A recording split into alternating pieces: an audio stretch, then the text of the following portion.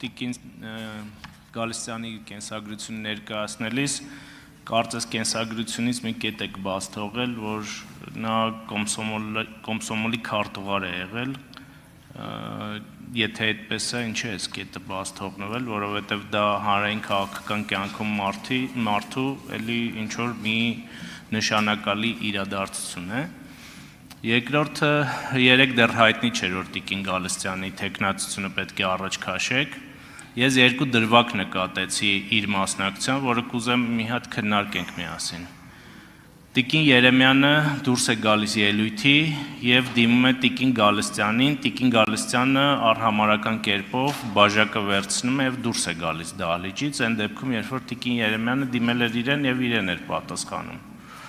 Երկրորդ դրվագը Տիկին Թաքուի Ղազարյանի դեպքում էր, երբ որ էլի Տիկին Թաքուի Ղազարյանը դիմեց Տիկին Գալստյանին եւ Տիկին Գալստյանը նույն արհամարական վերաբերմունքով ֆրաց եւ սկսեց զրուցել Տիկին Աննա Գրիգորյանի հետ։ Հիմա այս հանձնաժողովը մի քիչ սպეციფիկ է, որտեղ մարդիկ պետք է հարաբերակցվեն երևի այլ մակարդակում եւ ինքն էլ որպես տեխնացու եւ նաեւ եթե ընտրվի հանձնաժողովի նախագահ պետք է փորձի որոշակի ներդաշնակություն ստեղծի հանձնաժողովում, որ եւ իր խոսքը անցնի եւ որոշումներն ընդունվեն։ Հիմա մի մարդ, ով այսպիսի վերաբերմունք ունի իր գործընկերներին, կարող է լինել հանձնաժողովի նախագահ։ Պարոն Արությունյան, նայեք, իրականում սա քաղաքական հարթակ է։ Քեֆի սեղանի շուրջ չենք նստած, որ մեկը կենաց է ասում, 3 հոգի չեն լսում, մենք էլ համարենք վայ առամարեցին, այդ կենացը չլսեցին։ Քաղաքական կեցված կա, որովե կոպիտ խոսք չի հնչում։ Հիմա ես էլ օրինակ այս դահլիճում մարդիկ կան, որոնք ուղղակի ֆիզիկապես չեմ ցանկանում լսել եւ դուրս եմ գալիս դահլիճից։ Ինչ վերաբերում է Լիլիթ Գալստյանի Կոմսոմոլի Երևանի քաղաքոմի բաժնի վարիչ լինելու հանգամանքին, իրականում կենսագրությունը շատ մեծ էր, այս կենսագրությունը եմ կարդացել, բազմաթիվ դրվագներ զեղչել եմ։ Պարոն Արությունյան, նայեք, եթե դուք ծնված չլինեիք 79 թվականին, օրինակ ծնված լինեիք 69, 70 թվականին, բնականաբար դպրոցական կյանքում կարող է լինեիք կոմսոմոլ։ Վստահաբար լինելու է կոմսոմոլ, ենթադրում եմ դպրոցում լավ եք սովորել, կարող է լինեիք կոմսոմոլի քարտուղար։ Օրինակ ես մեր դպրոցի կոմսոմոլի քարտուղարն եմ, բայց այդ չէր խանգարում բազմաթիվ հարցերում լրիվ ուրիշ գիծ ունենալ։ Հիմա Տիկին Գալստյանը տարիքը չենք ասում, ընկեր Լիլիթ, քանի որ Տիկին Գալստյանը ակտիվ հասարակական գործունեություն է ծավալել,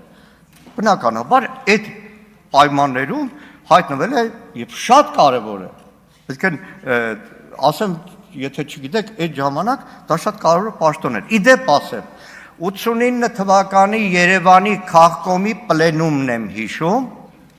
որին Տիկին Գալստյանը ներկա էր, որտեղ Արցախի հարցով հակառակ որ կոմսոմոլ էր բաներ, բանաձևեր են ընդունել։ Ամբողջ այդ պլենումը վերածվեց Արցախի հարցի։